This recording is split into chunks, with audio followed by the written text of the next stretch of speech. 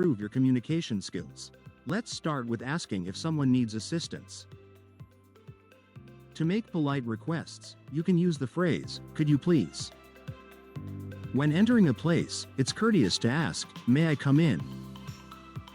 If you want to take something, you can ask, "Can I take it?"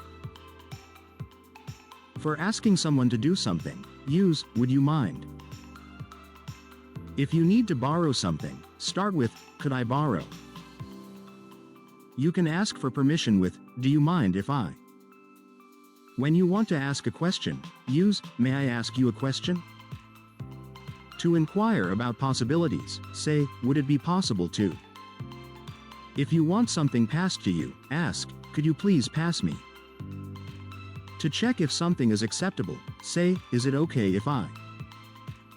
When joining someone, you can say, "Would you mind if I joined you?"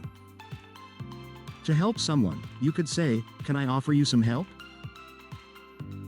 If you're curious about something, you may ask, "May I have a look?"